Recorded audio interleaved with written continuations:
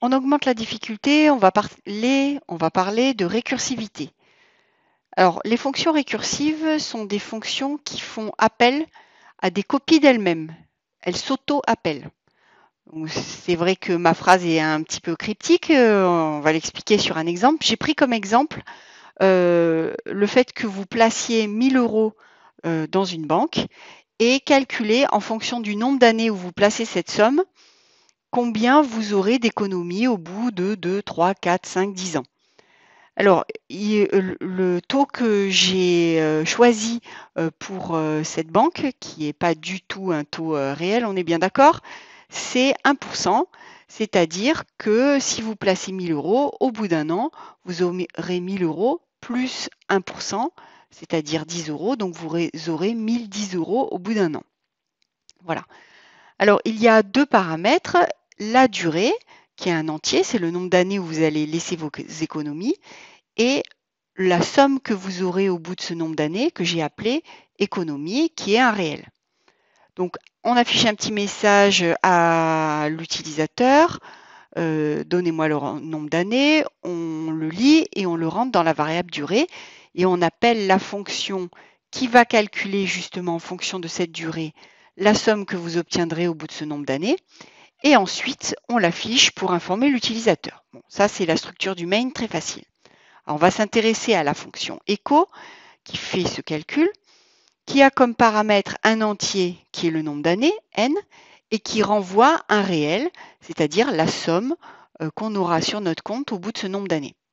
Première situation, si n vaut 0, c'est-à-dire le nombre d'années vaut 0, c'est-à-dire c'est tout au début quand vous placez vos économies, ben ça renvoie 1000. Pourquoi? Ben parce que vous avez 1000 € la première année. Très simple.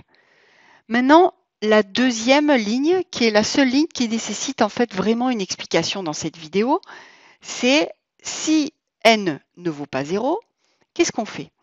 Ben, on va renvoyer écho de n-1, c'est-à-dire que la fonction echo va appeler une copie d'elle-même, echo, mais avec un paramètre qui est différent, qui voudra n-1, et va multiplier le résultat par 1,01.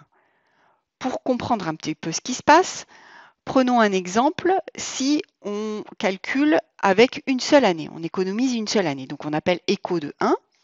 Comme n ne vaut pas 0, on passe cette instruction, et donc ça va renvoyer echo de, et là ça va rappeler une deuxième fonction echo, qui va se créer, ça s'appelle une instance de la fonction, une deuxième instance de la fonction, avec le paramètre 0.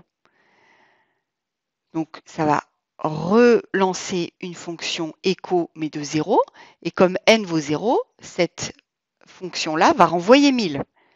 Ce 1000 va être utilisé, va être remplacé ici, donc on aura 1000 ici à la place de echo de 0, et donc cette valeur va être multipliée par 1,01, et donc on aura 1010. Et c'est cette valeur qui va être renvoyée pour calculer echo de 1. Si on avait appelé echo de 2, ben ça aurait ouvert une instance avec echo de 1, qui elle-même aurait ouvert une instance avec echo de 0. Echo de 0 aurait renvoyé 1000. Ce 1000 aurait été multiplié par 1,01 pour donner 1010, ce qui aurait permis de calculer echo de 1. Et ensuite, echo de 1 aurait été utilisé et multiplié par 1,01 pour renvoyer echo de 2. Donc vous voyez que c'est des fonctions qui s'imbriquent les unes dans les autres pour se calculer.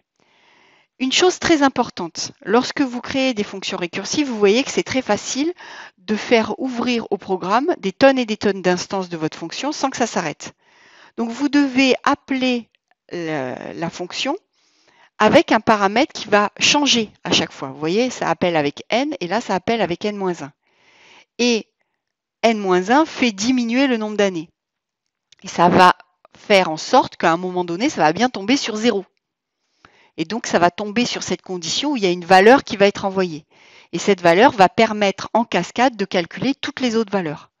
Donc, il faut faire très attention quand vous programmez ces fonctions-là, que ces conditions, le fait que le paramètre ici change et qu'à un moment donné, il atteigne cette condition-là, qui va renvoyer une valeur pour que votre fonction récursive fonctionne. C'est un petit peu le même type de piège que pour les boucles while ou do while, où il faut bien faire attention que le critère qui permet d'arrêter les choses soit vérifié à un moment ou à un autre.